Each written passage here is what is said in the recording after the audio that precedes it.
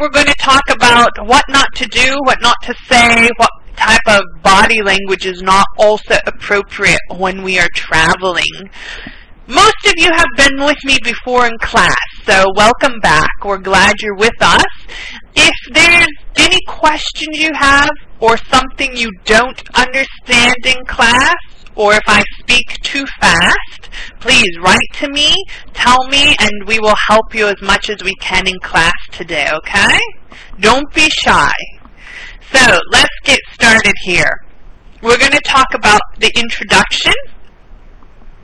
You know, travel is the university of life. Some people say this. Because when you travel, you can learn so many new things, right?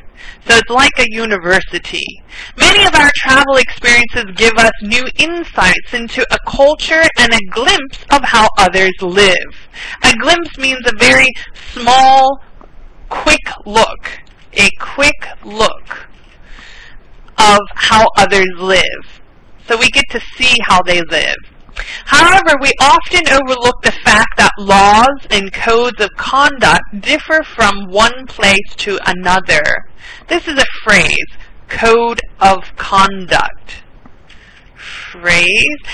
This just means the way you act or your actions. So we say words of codes of conduct differ from one place to the other. Most holiday makers usually slip into those most casual outfits when they go sightseeing at tourist hotspots, blissfully unaware that some cultures are not always so comfortable with bare shoulders and short pants. Blissfully has the indication of happy or positive. Happy, positive. Alright? So some countries don't like short pants, or some feel shoulders, like today. Do you see how I am dressed? With the shoulder here is bare. Bare meaning nothing is covering it. Some say that's not appropriate. Nothing is covering it. What do you think? Do you feel bare shoulders are not appropriate? Do you feel bare shoulders are not appropriate? What do you say? Please write into me. So you say no, this is not good.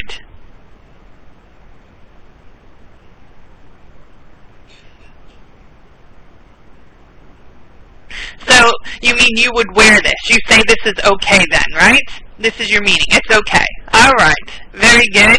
I see many people in Taiwan, they wear this type of clothing here in Asia. So I know it's okay. It's not a bad thing. But in some countries we're going to talk about today, this is not acceptable. And we'll explain why. There is reasons of why. It's just not because there's no reason. So, some countries too say short pants, like shorts, are not allowed either. And we'll explain too why some feel this way. Alright, so here we start. Cover up. That's number one. As tourists, we have to make sure we fit in if we want to enjoy a carefree holiday. Inappropriate attire, especially in conservative cultures could easily spoil a holiday. We're going to give you an example. Inappropriate means not acceptable. Not acceptable. So we say inappropriate. Attire means clothing. So not acceptable clothing. So, first of all, we'll talk about Vatican City in Rome. Do you know what the Vatican is? It's here in the picture. Do you know what the Vatican is? Do you know what the Vatican is? You just say yes or no. You don't need to tell me anything else. Yes. Most of you say yes. Some of you say no. Okay, the Vatican is the home to the Catholic Church. It is the home of the Pope and the Catholic Church. You could say sort of like their head office, like their headquarters. So it's called the Vatican. Alright, you probably know the Chinese, but in English, this is what we say, the Vatican City. Okay? You can look at this on Google more. You can read about it in Chinese more. Okay, so when you are there, make sure to cover up. Otherwise, the Swiss guards will show you the door, meaning they will push you out, saying you cannot come. Short pants, minis, and bare shoulders are strictly forbidden. Forbidden means not allowed. Not allowed. So they cannot wear anything like this. This bare shoulder, big no-no. Not allowed. So, when in Rome, do as the Romans do. However, don't despair if you absent-mindedly underdress, as nearby vendors sell scarves and paper pants. Mindlessly, absent-mindedly is a type of wording we use, means you forget. Okay? To forget. So if you forget, it's okay, because around there they sell many scarves, so you can wear a scarf, so this is covered, and many people sell paper pants, so you can buy cheap pants to put on and go inside. So since this is a religious place, they say you have to cover your shoulders, also wear long pants. So you have to be very careful in places like that. It's the same around the world. For example, like in Thailand, if you visit some palaces, are the same. You must cover your shoulders and your body. What do you think? Does this sound weird? Does this sound weird to you? Or do you think, it's okay, no, you understand this? No, not weird. Okay, Alan, absent-mindedly goes together. If you just say mindedly, this really has no meaning in English. But they normally put them together. So don't confuse that.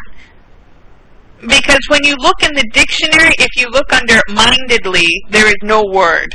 But if you write together absent-mindedly, then there's a word. So just the one word by itself is no meaning. You have to put the words together. Thank you, Alan. Jack, you say a little bit weird. Okay. That's okay. I understand. Sometimes new cultures, new ideas sound a little weird. Sometimes. Okay, next, here we go. Out with the camouflage and creases. Okay, camouflage is this here. This type of coloring.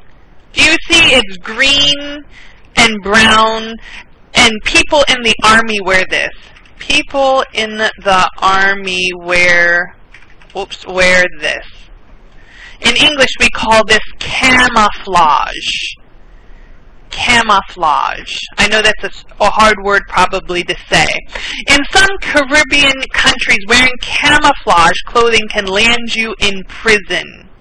This land you in prison means go to prison. Go to prison. Alright, this kind of clothing is strictly for military personnel only. So when you pack for that dream holiday in Barbados, leave the khaki and camouflage outfits at home. Let me ask you, do you have any camouflage? Do you own any camouflage? Okay, we have a yes and a lot of no's. Oh, we have several yeses. Wow. I don't own any camouflage. So when I read this, I thought this is a little weird. But I think more and more people like this type of color and clothing. Okay, anyways, interesting. Now, for Western men or women that wear shorts in India are guaranteed dirty looks. Dirty looks mean people will look at you maybe unhappy, like this.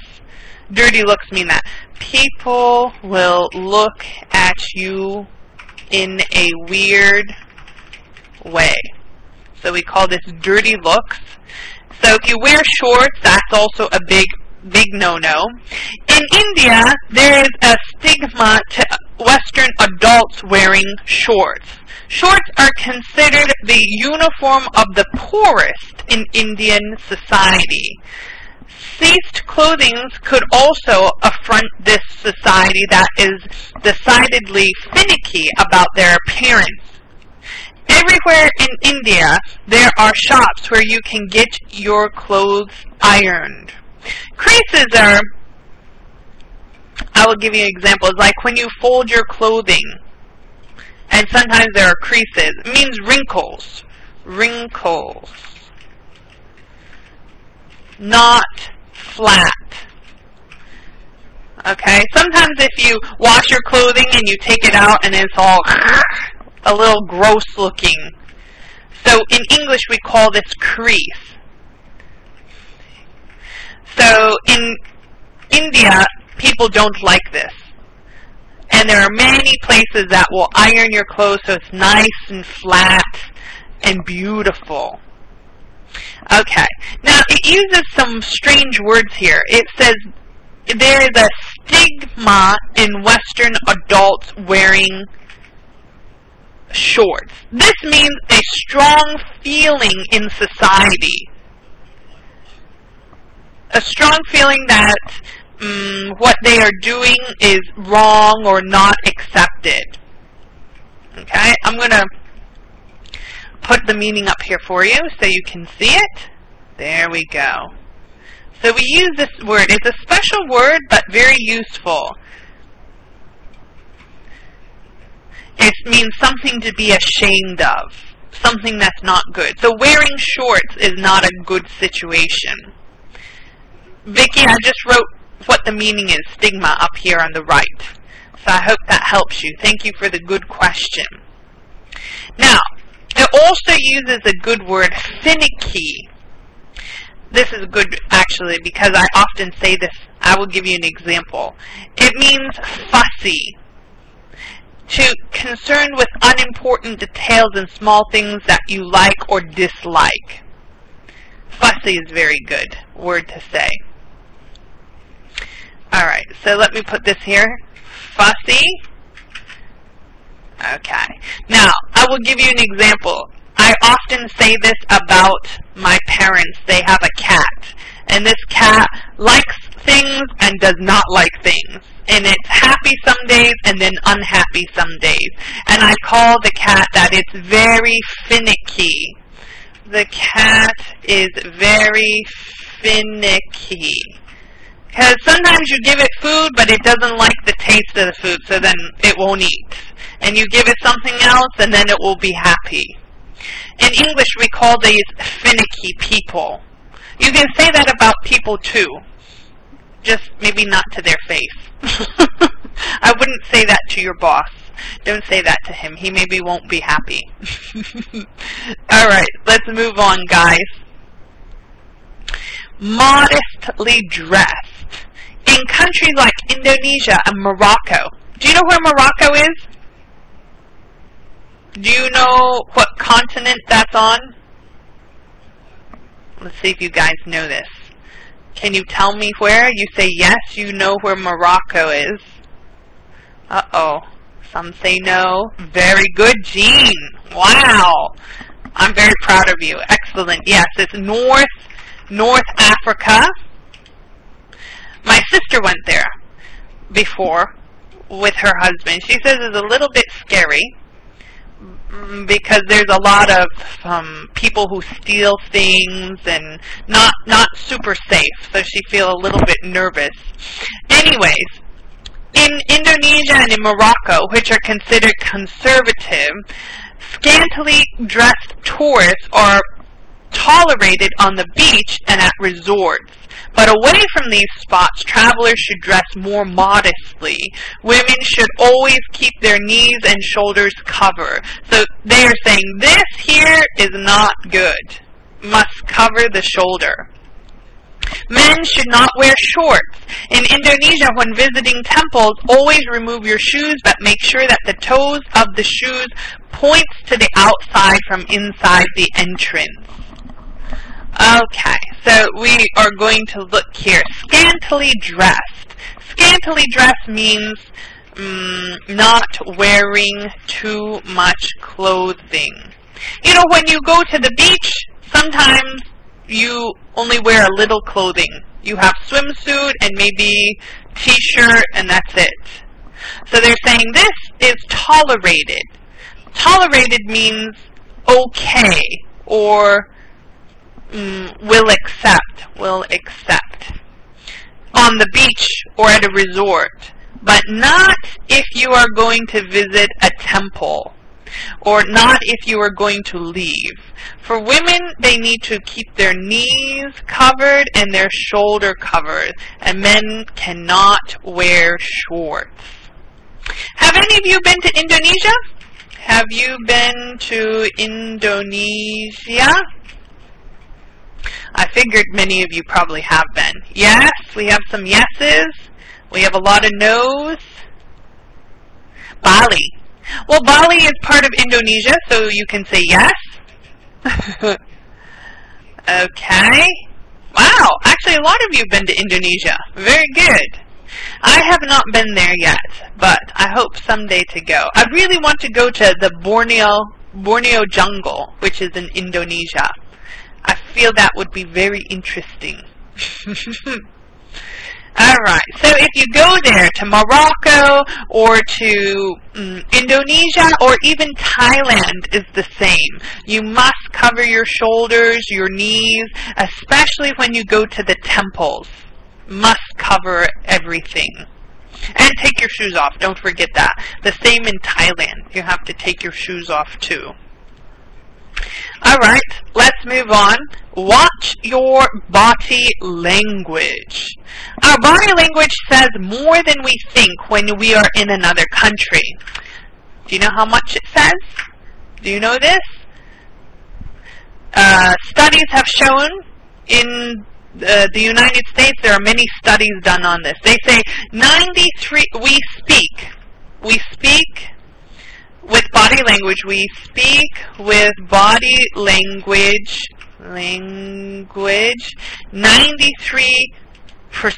of the time.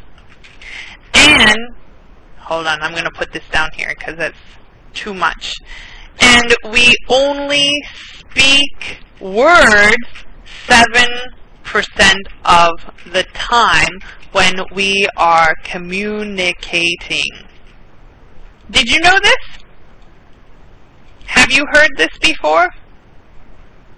Yes, you knew this. Wow. Okay, some of you say no, that's okay. Yeah.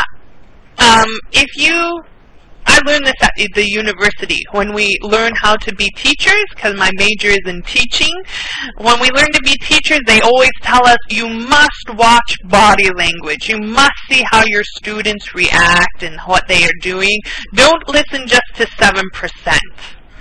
So this goes for everything. Even when we are in different countries and when we are doing things, you must be careful with this. You say, are you sure? I'm pretty sure. Alan, you go online and you type in body language and speaking, okay? And they'll bring up articles from doctors about this. I don't know if it's in Chinese. I know it's in English. But there's a lot of good articles written by doctors in the United States about this. So definitely read up about it. You'll really like it. Okay, so when we're in other countries, we must be careful. It is well known that you should not touch another person with your foot in Thailand. If you accidentally do this, apologize by placing your hand on the person's arm and then touching your own head. Okay, I don't know why that is, but that's what they say you're supposed to do. Interesting. Also, don't touch people on the head or ruffle someone's hair. Ruffle is like when you go like this with your hair. Push or touch the hair. So we use this word sometimes, ruffle. And Nepal. Do you know where Nepal is? Nepal is the country north of India. The country north of India. Okay, so India's here, and then bam, right above is Nepal. So if you didn't know that, now you know that. It is bad manners to climb over somebody outstretched legs, so rather walk around them. When you are sitting with your legs outstretched, move your legs when somebody wants to pass by. So if someone's legs are outstretched, sort of like this picture here, they say you cannot go over the legs, not over top of the leg. You must go around the legs. You cannot go up and over the legs. You must go around the legs. So, this is something to keep in mind, actually, because obviously they find that a little bit rude. Have any of you been to Thailand before? Have any of you been, wow, a lot of you say yes. Have any of you been to Thailand before? My goodness, I think many more of you have been to Thailand than to Indonesia, I see. Okay. Alan, you say you want to go. Well, you get a chance, you will really love it. I feel it's very reasonable there, not too expensive. Okay. So, definitely keep an eye on your body language. Let's move on. Hand gestures. To shake hands at a threshold is considered bad luck in Russia. So don't be surprised if the pizza delivery man refuses to complete the transaction at the door. Either step out or invite him inside. Do you know what the threshold is? Maybe this is your first time to see this word. Well, the threshold here is the entrance to a room or building, or the area of the floor or ground that is the entrance. So when you go in to a building of the entrance, we call this the threshold. Now, in Russian culture, it's bad luck to shake hands or to do money, to give money. So if the pizza guy comes to your house, he wants to come into the house or you come out, but not between the door, because they feel this is bad luck. So, have to be careful with that. In England, it is offensive to order, for example, 2 beers by sticking up your index finger and middle finger. Sticking these 2 fingers up like that. That is not good. If you make the same gesture with your palms facing towards the person, you won't make anybody angry. So if you go like this, is okay. You go like this, no, big no-no. Okay, so this actually has a, I believe, a sexual connotation. Has a sexual meaning. So this is why in England they don't do it like this. So if you plan to go to Russia or England, you can keep these in mind. Okay, now how about table manners? These are very important no matter who you are, because sometimes if you have foreign clients or customers coming to meet you here in Asia, you maybe need to know these things. So most of us believe it is good manners to fill up a guest's glass with the last bit of wine left in the bottle. But in some cultures, it could be interpreted as a hint to buy the next round. What does this mean? Buy the next round is a phrase meaning to buy more beer or alcohol. A phrase to buy more beer or wine. So we say buy the next round. Most locals forgive tourists for the faux pas around the lunch table, but it is never a bad idea to find out beforehand the eating etiquette in another country. A faux pas is a French word, and it means mistakes or blunders. Mistakes or blunders. So, many times, countries will forgive your mistake. They'll forgive the tourists for their mistake around the lunch table. But you still want to ask about what is the proper etiquette. Etiquette means the proper manners. Proper manners. So we use this word etiquette. Etiquette also is from the French language. When we eat in English, many words come from French, such as faux pas, etiquette, entree, appetizer, soufflé, crème brûlée, all of that is French. But we steal from French language and then we put in English. So sometimes students feel like, this is English? Sounds strange. You're not alone. It is a little strange. Okay, how about in Russia? Well, place your wrists on the table while you eat and always hold your fork in the left hand and the knife in the right hand. When dining in a restaurant in Portugal, one should never ask for extra salt or pepper. It is an insult to the chef, and in Portugal they are untouchable. This one I did know. This one, asking for salt or pepper, is an insult. Insult meaning they are offended. Offended. So they feel offended that you would ask for it because they feel that you don't think the chef's food tastes good. So they feel, if you ask for salt or pepper, oof, how rude of you. But sometimes, you know, you just need a little bit more salt. Sometimes it needs more flavor, right? No need to be offended. Just is like that sometimes. Okay, register. In most Eastern European countries, it is compulsory for visitors to register at the local police station on arrival. Okay, they use the term here. They say compulsory. Okay, now this,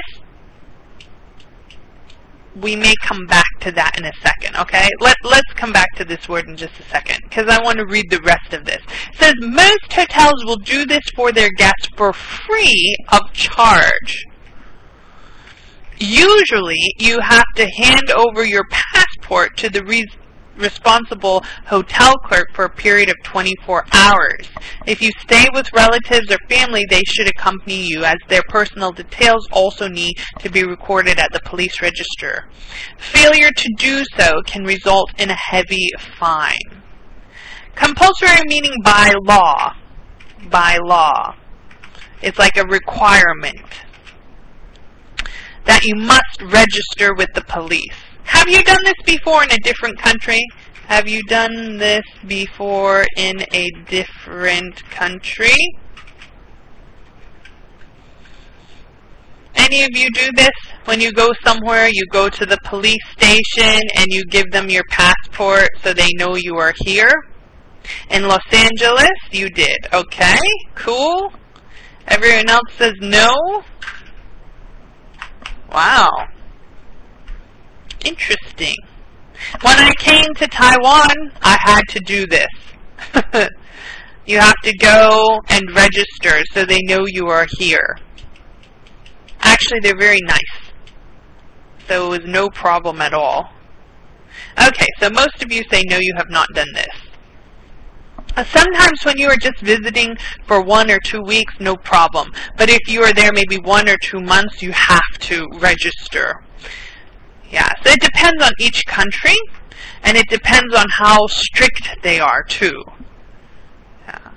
I know European countries are much more strict than we are. We, meaning by the America or Canada or Mexico. All of those seem to be pretty okay, easygoing. Easygoing. Do you know what easygoing means? Not strict. Strict. So we use this term easygoing. You can say this about your boss. If he's a little bit like 随便, you can say, I have an easygoing boss. Or, if your day is pretty easy with no stress, no problems, you can say, today is a pretty easygoing day. Just meaning it's easy. No stress, no problems, just everything's pretty okay. So we use this phrase, easygoing. I like easygoing days, but they are very seldom or very few days that are like that, right? Alright, let's move on. Travel responsibility. The more you find out about a place before you go, the more responsible you'll be once you've arrived there. Before you depart, learn all you can about your particular destination, culture, and tradition. If you know what is considered offensive in a foreign culture, you will be more respectful of these cultural differences. Offensive meaning something that offends a person. Something that offends a person. Offends, or you can say insult, or not acceptable. So we use this word offensive. Very good. Now, in some countries, for example, you always take your shoes off before entering a home, and in others, you always leave them on. Many countries consider the left hand unclean or think that pointing is rude. Pointing going like this, you blah blah blah blah blah. In American culture, when we are growing up as children, if we go like this, many times our mother will put our hand down, because they feel that's not the right thing to do. Sometimes we use our hand like this, opened, and we point, is okay. But going like this, many times when we are young children, our mother teaches us not to do this. Jack says my mother did too. Okay. So not just my mother, your mother too. Very good.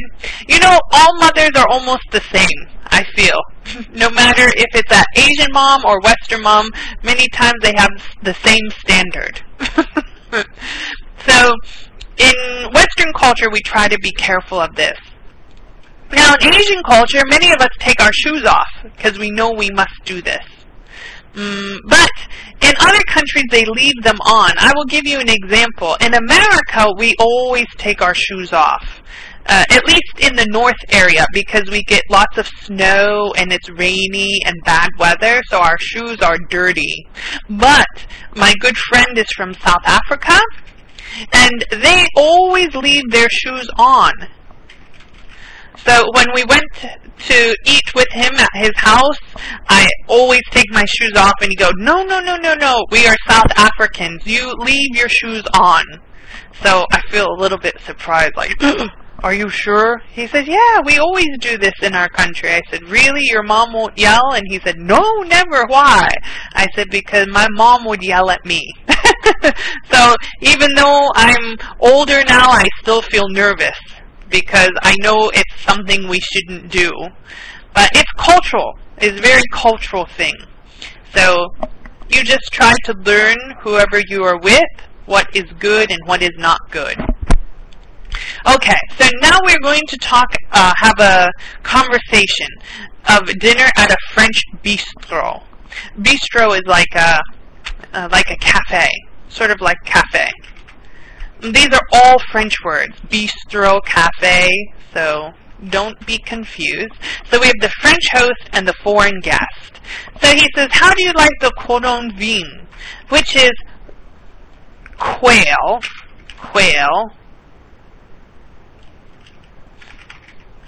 which is a type of bird. It's like chicken, very similar to chicken, with wine. and it's cooked together. Cooked together. Oh my. There we go. Alright, so this is a type of French dish that's famous. And the guest says, I haven't had such a scrumptious meal in a long time. The wine complements it perfectly. Scrumptious means delicious or tasty. Tasty. Here, let me fill up your glass. Thank you. That is so kind. Believe me, I'm enjoying this dinner, but I'm a bit unsettled by the fact that this meal is going to cost us an arm and a leg. This is an idiom he uses here. This idiom means it's expensive. We should have chosen a much cheaper restaurant instead. The host says, my dear friends, when it comes to food, you should have no qualms about money. It takes the fun out of the whole experience. Anyways, it's rude to talk about money around the dining table. Qualms, meaning you shouldn't have any type of problems. Qualms. Any type of problems or worries. It means the feeling of slight worry. Okay, I put this here for you so you can see it. This is the dictionary meaning. Now, really? I don't think so. Money always matters. The last thing we French want to talk about is money when we have a feast in front of us. Money talk can be so tedious. A feast meaning lots of food. Lots of food. So he said we never talk about it when there's lots of food here with us. What do you think? Do you agree with the French host or do you agree with the foreigner? Do you agree with the French host or with the foreigner? Foreigner. Write into me. What do you think? French host or the foreigner? Do you think you should talk about money at the dinner or no, don't talk about it at dinner? Wow, you all say you agree with the French host that you shouldn't talk about it. Okay, Holly, you say with the guest, you think it's okay to talk about? Interesting. I come from an American, well, a little bit American family. I was born in the United States. But my dad always will tell us when we are young, we are eating, and what we order, we already spent the money, so don't talk about it. Just eat and enjoy and be happy. You can't change anything. So when we are young and we go out to eat, he always tells us this. Don't think about the money, just enjoy the food, and then maybe we can't eat out a lot of times. Maybe we can only 1 month eat out one time, but that's okay. We just enjoy the time together. So it's a good view actually, not too bad. Well, the foreign guest says, oh really, thanks for informing me. I will make a point not to talk about anything money the next time I dine with French guests. My dearest friends, we all make faux pas when we travel, so don't be too hard on yourself. We already learned that word. Too hard on yourself means you expect a lot from yourself. You expect a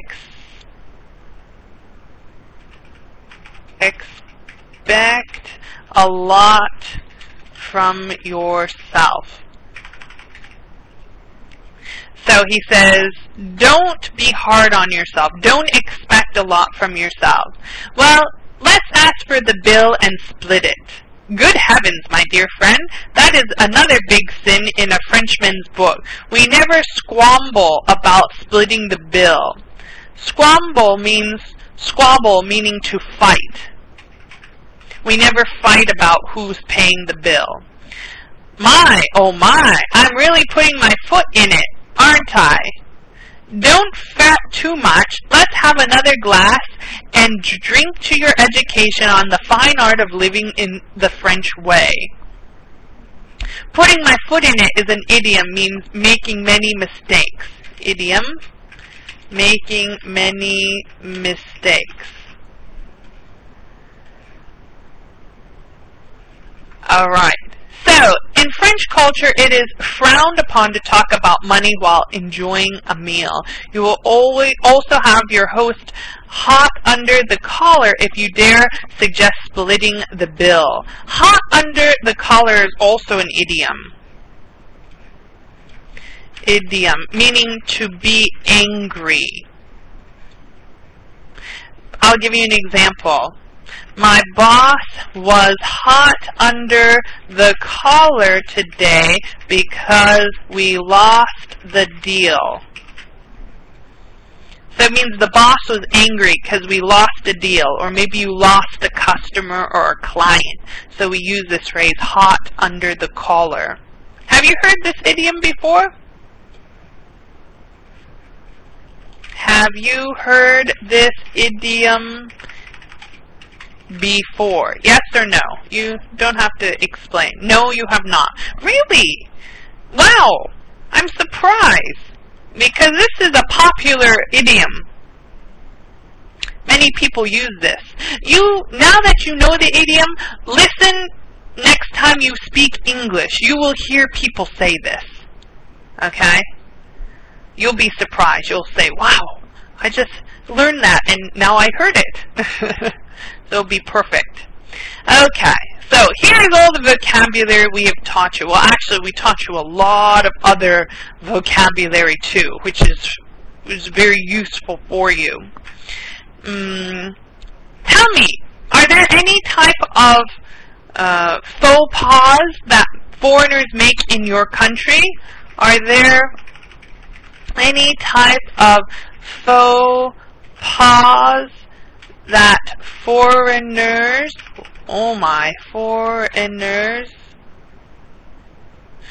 make in your country?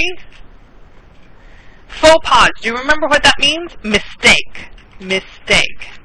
So are there any mistakes that foreigners make in your country when they are there? Do they say something wrong, or do they do something wrong, and you think, should not do that? No? Nothing, guys? You say no? I don't believe that. Unbelievable. Very unbelievable. Because I've made some mistakes here, living here in Asia. Some big mistakes.